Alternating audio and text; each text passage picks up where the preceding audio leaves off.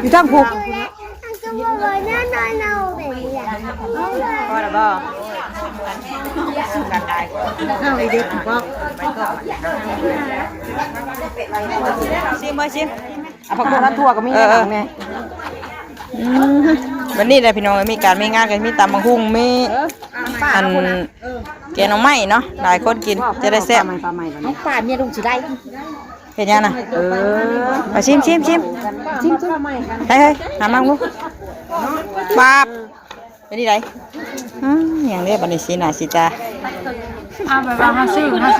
กับครีมเนาะแต่เขาไม่ใส่หรอกมาต่อจากคลิปก่อนเด้อปลาดุกเนาะ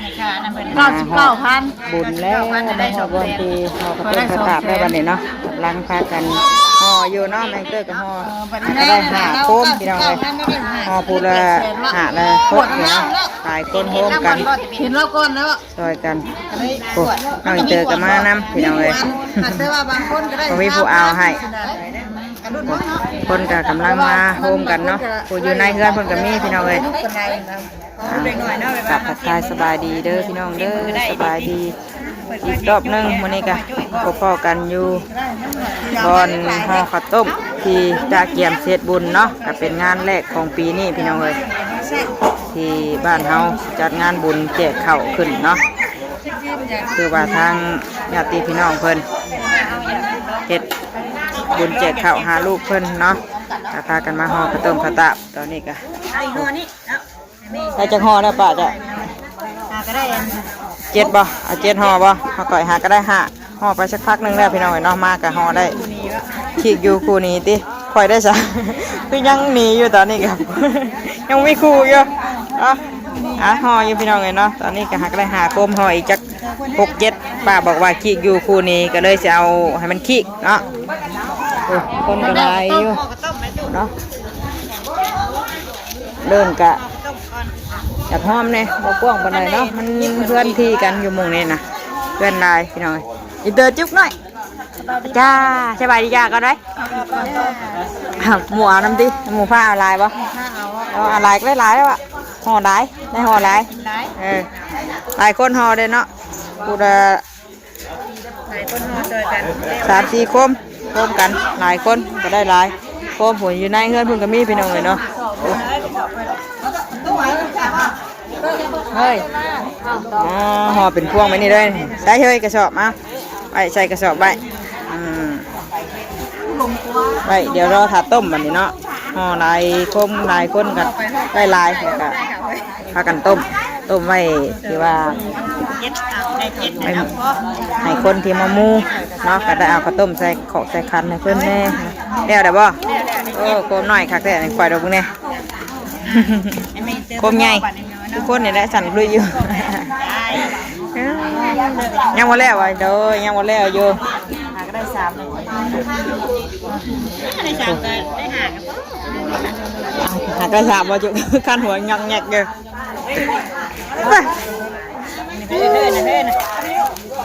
ไปได้ไหมน้ำตู้ไหมญาติเลยคนเพื่อนบอกเคยมาพ่อหมู่หลายเด้เนาะไปห้อยก้อนพี่น้องเลยเนาะแมงเกิดกันเดี๋ยวห้อยจาก2 โคมมันได้7 โคมเนาะเรากินแน่แล้วกินถ้าในตู้น่ะเป็นพวงเลยเนาะห้อยไว้มันจะได้เชือกง่ายๆเอาขึ้นด้วยเอาเชือกขึ้นเนี่ยมันจะได้เท้าขึ้นง่ายๆปั๊บอย่าไปตองเพื่อนเลยไปตากับมาน้ำมันเลยสวัสดีป้าลูกโอ้ยป้าเธอชอบจะเป็นยังไงเราถือสินนะไอเตยเพื่อนเล่นเดี๋ยวไปก็จะไปก็เลยยังไม่แล้วอยู่ออกก่อนไหนจะงานเลยก็ได้มาให้ตัวเองผ้าไม่เสียมากเอาสบัดเดินหันนะ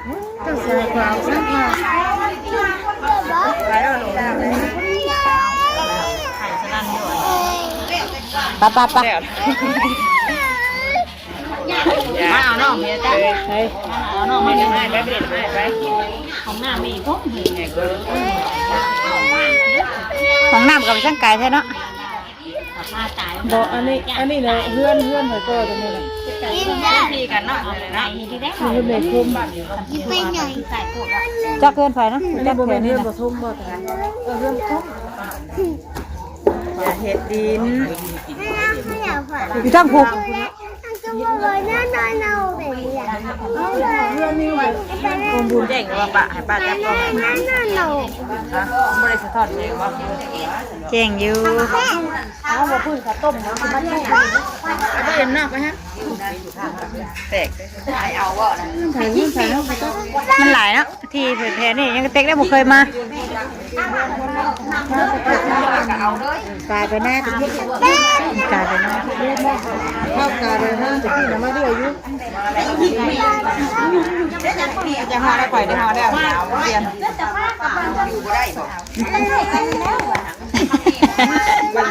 อย่างมาเอาเบิกกับกะเบิกกับกะค่ะเบิกกับกะเบิกไม่ได้ได้บ่มีเน็ตอ่ะ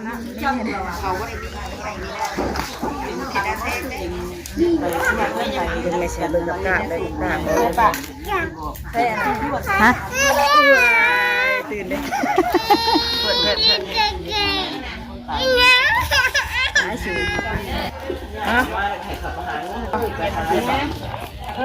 ก็ได้เท่าไรได้หก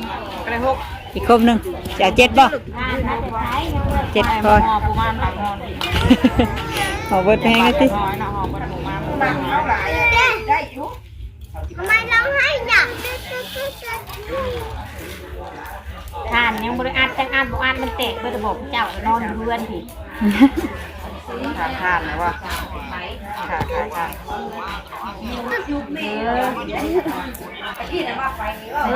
ทำมาน่ะนะชงอยู่ดอกมันหังท่านออกหน้าเมียบอกเมียตามเลยเบิ่งเลยเราอัดแต่บอกนี่เฮานั่งช่วยเด้อเนาะคนก็มากันเดี๋ยวเบิดเด้อเนาะเมื่อยมันดีไปยึดจักไปใส่มาอยากอยู่อยากเมื่อได้น่ะ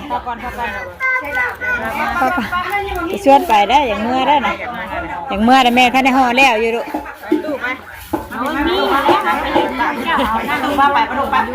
คะแนนอีเจอหน่อยอยากเมื่อแล้วน่ะอ้ายอย่างเมื่อเลยเราบ่เคยอยู่อ่ะเราบ่เคยแก่แล้ว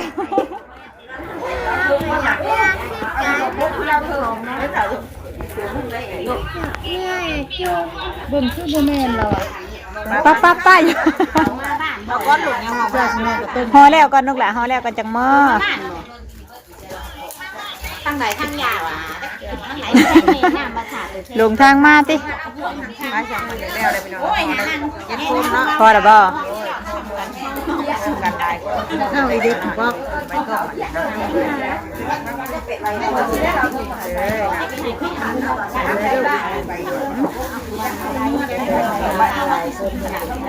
รอถ่าแล้วเริ่มกันนะ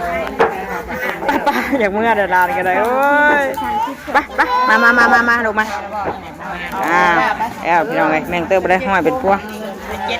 เดี๋ยวรอถ่าจังหน่อยต้มมันเป็นต้มเนาะไปต่างไฟทางไหนเดี๋ยวไปเบิ้งโอ้ยลานก็ให้เลย อันนี้เอาของโฮม เพิ่น เลยมันนั่นนี่ ทางในเพิ่นบ่ได้เข้าเบิ่งเนาะ เอามีค่าแล้วมีเงินค่าแล้วค่าได้ ครับพี่น้องเอ้ยตัดภาพมาทางครัวพี่บัดนี้เนาะหลังจากห่อข้าวต้มแล้วเรียบร้อยมาพ่อตำส้มตำมันนี่ทางนี้เนาะในครัวเฮาพากันตำส้มตำกินเองนี่เดี๋ยวพี่น้องเอ้ยข้าวเช้าก็ได้กินกันทางหม้อข้าวต้มเพิ่นนี่เด้อคนเพิ่นก็หลายคู่หลายคนช่วยกันโอ้ยตายเตะระปะแกงน้ำไม้ทางนี้ติแกงตอนเว้นนั่นเนาะแค่ดอกหลายคนกินน้ำกันจะแซ่บต้มก็ต้มพี่น้องเอ้ยผุนหนาหมองใหญ่หนึ่งเตาก็เป็นยังเตาโบราณอยู่คุดเดี๋ยวนี้เลยต้มแต่เศร้าอีกดอกโคตรอ้วนอยู่ทางนี้ไปขอไปได้เชื่อ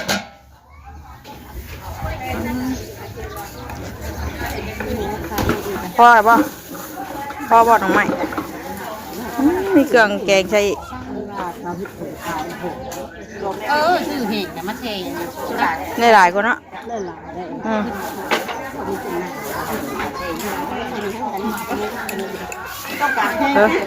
จะมากนี่เลยจะเนาะถ่ายกินตามมุมกันไปใช่เฮ้ยทำงานใช่ เอาคุณแล้วครับไปถามคุณ สอบสวนมันกันจ้ะทำงานกับญาติลูกญาติเต้าได้เลย ยันดูเก้ากับป้าถอยก่อนนะ เอาหงทำเฮียนได้จ้ะ แม่ เนาะไปชมลูกจ้ะเนาะเจ้าเอาเด้อมาเด้อว้าแต่แซ่บได้นี่นะมีกับปูรองอีกพุ่นนะเบิ่งไงตาลเชื่อมตาลพี่น้องเอ้ยแต่แซ่บให้ได้ ทำได้แต่จั่ว ได้แต่โอ้ยเนาะหลายคนกินกันสิแซ่บอยู่ดอกใช่ไปนี่สึกใจอยู่ดอกน้ำตาลนะปะปูพี่น้องเอ้ยกำลังพากันต้มอยู่เนาะ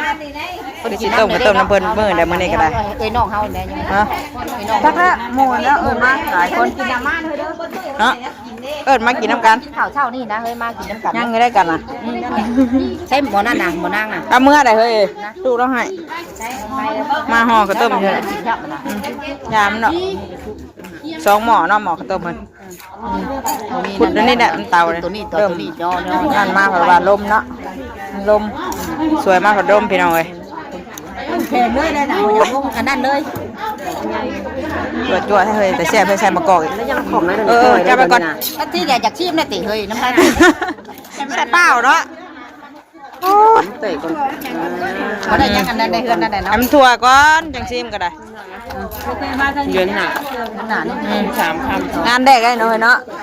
งานแรกปีนี้นะเป็นงานแรกนี่ งั้นแรกเฮ็ดหยังกะหักดังให้ดังให้มีบัด ธรรมดาเลยว่เนาะ เป็นนั่นแห เกิน ละ ให้เฮ็ดหลายๆก็ได้หลายเฮ็ดหน่อยก็บ่ได้แล้วบ่เนาะเห็นว่าก็ได้ชิมเฮ้ยชิม เอาผักนั้นทั่วก็มีนะแม่ วันนี้แหละพี่น้องมีการมีงานกันมีตำบักหุ่งมีอัน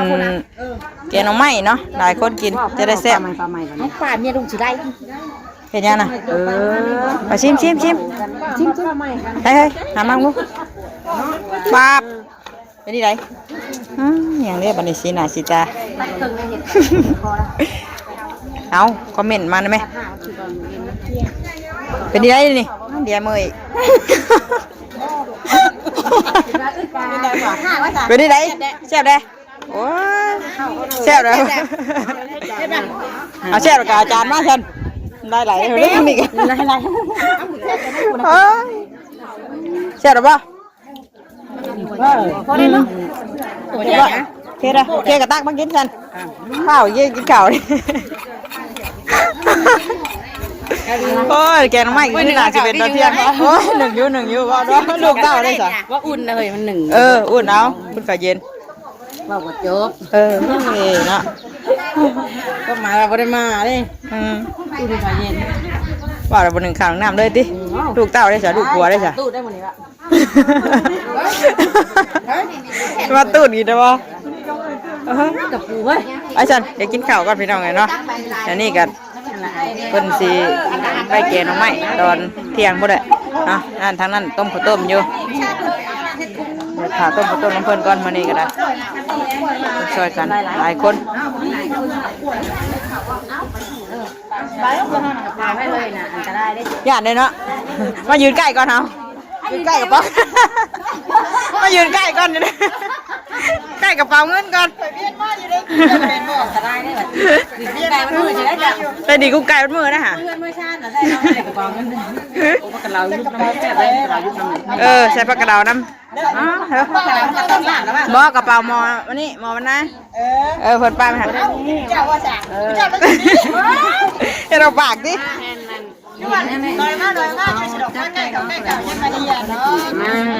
เอาพักกลับเว้ยโทษหรือเปล่าเอาพักอ่ะโอเคมากินข้าวร่วมกันพี่น้องกินข้าวเช้าก่อนเนาะตำพุ่งก้อนเดี๋ยวนี้ตอนอันช่วงเที่ยงจะได้พักกันแกงน้ำมันน้ำมันเนาะดูกันกินนี่แหละญาติพี่น้องที่มาซอยเรียกซอยงานน้ำกันนี่แหละเนาะหลายผู้หลายคนกินกระแซ่บพี่น้องเอายังพักบ่เอาพักบ่เอาเฮ้ยย่ามาดับไปใช่กินข้าวน้ำเพลินก่อนเนาะเดี๋ยวมาต่อคลิปอีกเท่านึงผู้ใดตอนนั้นทั้งข้าวต้มข้าวตามเขากันยังต้มใบอยู่เนาะจังหน่อยจังเชอะคือสิได้หมออีดอกพี่น้องไอ้ผู้ทั้งห่ออยู่กับมีผู้ห่อก้อนแล้วแล้วก็เมื่อน้ำกับมีเนาะผู้มีเวียกมีงานผู้ญาติพี่น้องใกล้เคียงกับมาช่วยกันต้มเนาะเอาไปกินข้าวก่อนพี่น้องเลยจังหน่อยมาต่อคลิปเนาะโดย ได้มากระเสกอีกเนาะมาพี่น้องไว้ตำหุ้งมาใช่ปลาบอลต้มปลานั่งแค่กับโต๊ะตั้งกับมากันเอามานี่ตั้งโต๊ะก็มีอยู่กันติมาซะกินข้าวกันเด้อปลาลุงเอ้ย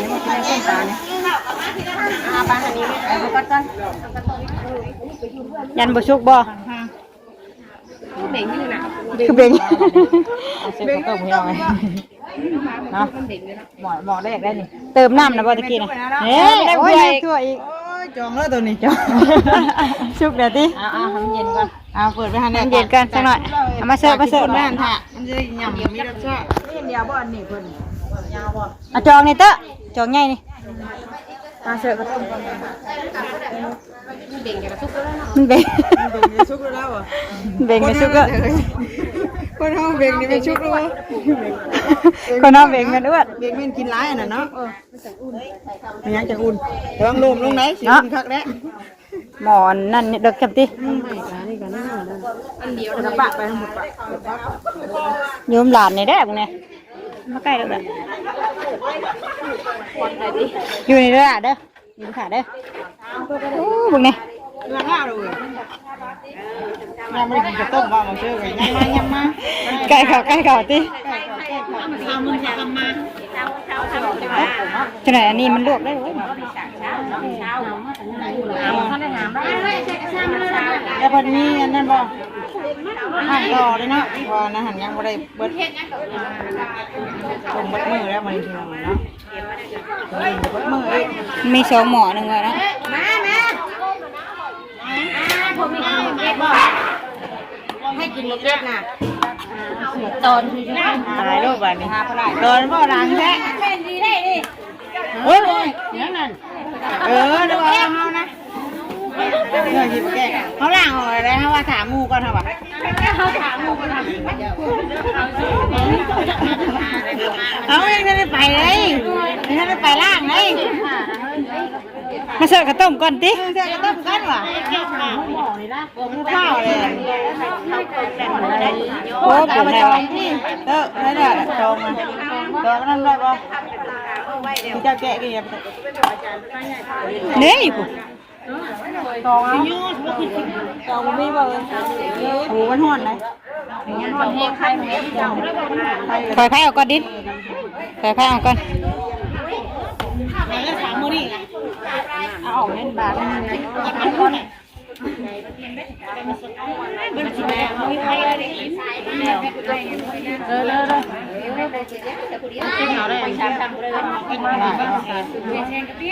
ฉีกกระโปรงกันเต้ว่าเต้นแล้ววงอื่นกว่ามีวงเหรอเดี๋ยวยันบ้าเอาไป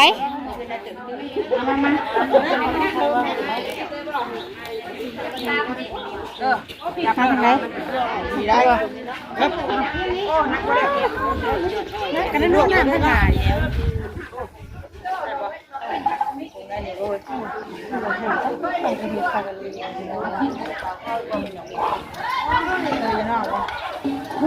เลยตีเลยลวกตีนกันได้เนาะแต่ไม่เห็นเดียวนี่ก่อนเอาไปดิมันลูกมันจุดมากก็ได้นะเอาตัวทั้งลูกมันได้มันจังไงค่ะยังไงล่ะน้องไผ่ให้ปลาจับอยู่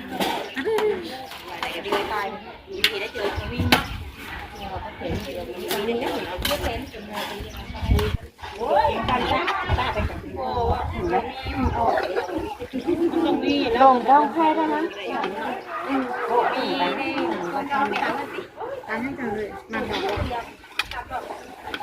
ขังเขามาเอาไม่ลูกไปหนังบาดเนี่ยกินร่วม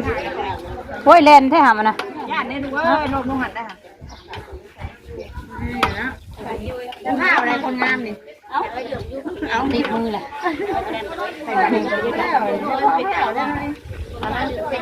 นะกับใจเอาขลากแห้งเลยนะเอาหมูจิ้มเอ๊ะต้องทำอะไรมัดเอาห่างเลยเป็นเกมไม่ใช่มัดยังมาเศร้าได้มีผักอะไรอยู่ตั้งช้าได้หัวอะไรแบกอะไรบ้าได้ไม่บอกทำมาอยู่มากับบ่ได้ลายมันเละอ้ำ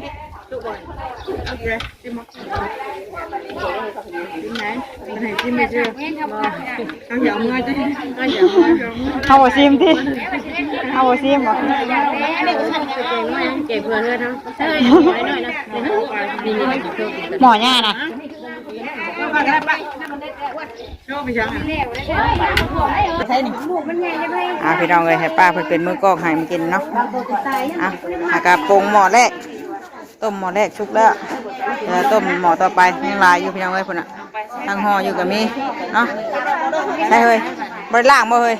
ล่างไว้ก่อนว่ายันบำดำเนาะไปหามไปล่างก่อนอึ๊บได้บ่อ้อนักแค่อุ๊บไปล่างไว้ก่อนพี่น้องเลยจะหน่อยจะเก็บเข้าไว้ กินเผาได้ก็ไม่เผาบ่มีนะเฮ้ยหมอกันหมดเต็มว่ะ เอาชนะไปดูไหมตอนนี้ยังเก็บต้มต่ออีกป่ะเนี่ยเนาะหมอที่2พี่น้องเลยไปสั้นเดี๋ยวแมงเตอร์จบคลิปไว้ก่อนพอกันอีกคลิปหน้าเนาะคลิปนี้กับมาซอยเพิ่นต้มก่อนต้มข้าวต้มข้าวตาก่อนเนาะวันมื้อใดมื้อนี้พี่น้องเลยมื้ออื่นก็สิเป็นมื้อบุญ บ่มีได้กันเอามาที่ดี มื้อ1 2มื้อพุ่นแหละเนาะโดย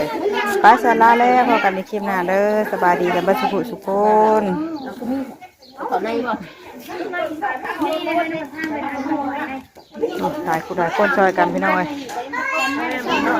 เสียน้องไม้ตอนเที่ยงเนาะ